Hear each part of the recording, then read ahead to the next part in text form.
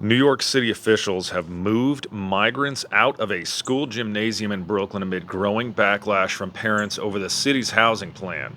After receiving criticism over the plan to house asylum seekers in city schools, asylum seekers who were moved to a gym on Coney Island used to once basically be a college basketball gym. Hey y'all, welcome to the GI Justin channel. So today I want to talk to you kind of about something we haven't talked a whole lot about, and that is the growing migrant crisis in places other than Florida and Texas and some of these other border locations. So interesting thing is going on. New York City has become a hotbed for the migrant crisis.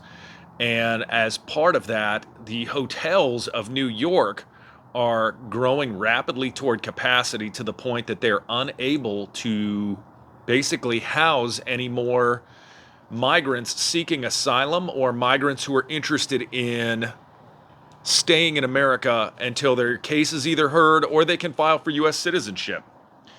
So buses are arriving from other states, and the latest edition basically added 4,300 migrants over the last week as New York City is trying to find places to put them. The deputy mayor for Health and Human Services said during a press conference that using school gyms is a short-term plan, but is not a reversal in their strategy to house the migrants.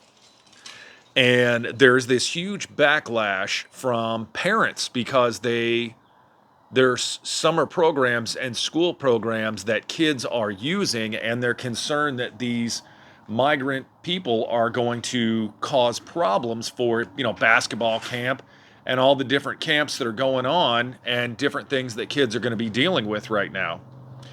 So the deputy mayor for Health and Human Services, Ann Williams, who we've talked about already, says, "I'm not reversing strategy. The strategy was to have short-term sites for emergency respite.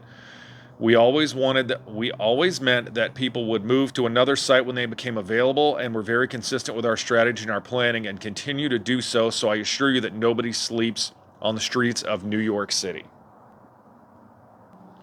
So all of this kind of falls against the backdrop of the New York City mayor, a guy named Eric Adams, who's come under a lot of fire lately for various things that they're doing in New York, because greater than 50% of the hotel rooms in the city are filled with asylum seekers, and the city's having a hard time finding hotels who are interested in allowing asylum seekers to stay there.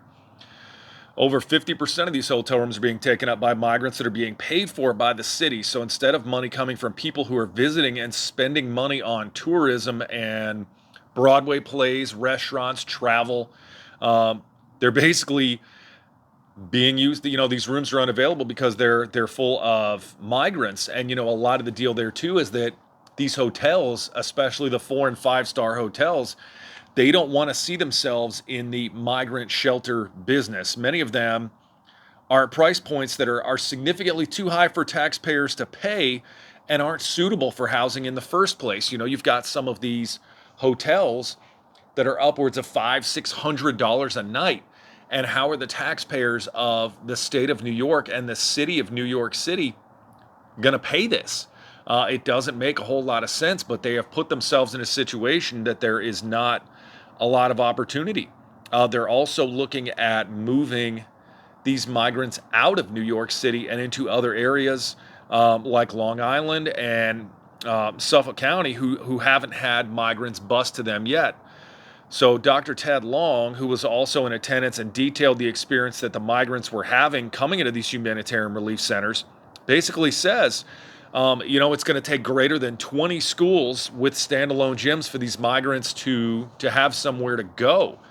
And, what you're getting is the people of New York City are getting frustrated and upset with the inability to stay in hotels, a decrease in tourism. And I'm here to tell you, as a small business owner, when you're in an area that relies on tourism, not having those numbers and not having that money truly is negative and felt almost immediately. So officials in New York say 65,000 asylum seekers have come through the city so far, including that 4,200 from last week, with 15 more buses coming in this week. The chancellor of New York City schools is trying to reassure parents and say, hey, this isn't disrupting the children's schooling whatsoever. He says this is a crisis. It is fluid. We don't have enough time to get out to every community and do the level of engagement we would like to under most circumstances, but it's complicated and we will work through measures like this. So, the thing is, really, when you think about it, it is a really difficult situation because on one hand you have states in the South who are responding to the crisis at the southern border, like Texas, Florida, Arizona, and saying, all right, well, hey, California, hey, New York, hey, Illinois, you guys want to pass these bills streamlining the process of migrants into the country. Have some. Have some migrants, have some asylum seekers, and see what it does to your community and what it does to your neighborhoods.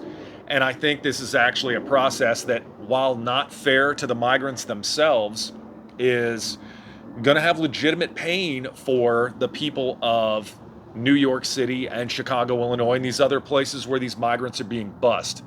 You've got a legitimate crisis going on at the southern border where states are actually, at this point, in Florida recently did it, sending their National Guard to assist Border Patrol and Immigration Security in trying to get a handle on it.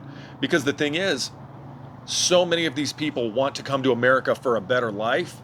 The problem is, in my opinion, what is scary about that, and what should be scary to you guys, if you are a foreign power with interest on causing another 9/11, on causing serious disruptions to the United States, we're not even stopping them. We're not even stopping people from coming through our southern border. What would stop them from putting together the pieces for a dirty bomb or just a legitimate explosives? I mean, you look what they did with airplanes on 9/11.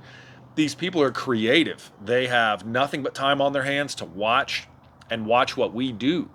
And if there is willy-nilly allowance of them to just come across the border with no vetting processes whatsoever, where does it go from there?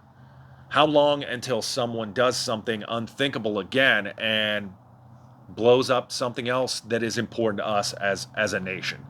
So again, I think that the process to becoming a U.S. citizen is very much in need of overhaul, very much needs revamped, should not take 5 to 8 years to complete, shouldn't cost people $40,000, should not be a test that most Americans couldn't answer. We need to streamline that process without a doubt. But with this crisis in New York, when does it end? These officials in New York City are asking the White House for help. And you've got Joe Biden today falling down at the Air Force Academy graduation. Here's just to hoping he's okay. I mean, we've got the White House inundated with 500 different fires they need to put out all at once. And this one is a big one. There needs to be something done, and there is just not enough happening. So, little change of subject. Another thing I want to talk to you all about too is what is going on with our stock market right now. But this is by no means financial advice. So do not go home and mess with your stock market based on what I'm about to tell you. But there are interesting moves going on right now. If you look at institutional investors like Vanguard and BlackRock and some of these massive, massive hedge funds, where they are basically buying up hysteria. So you take a company like CrowdStrike, who is a global cybersecurity company who does an amazing job of uncovering cybersecurity threats in America and keeping American infrastructure and companies safe. Yesterday, they reported good earnings. They made more money, and they are saying, moving forward, we expect to grow at a very, very decent pace. And what happens? As soon as they report that, magically the stock drops 30% or 15%. It went down to around $138 from almost $160. So, how are they manipulating this, you wonder? How are they manipulating the stock market, do you ask? So magically today, that stock has jumped back up to $157 a share. So magically, this stock that tanked yesterday, even though they reported great numbers, great information, tanks.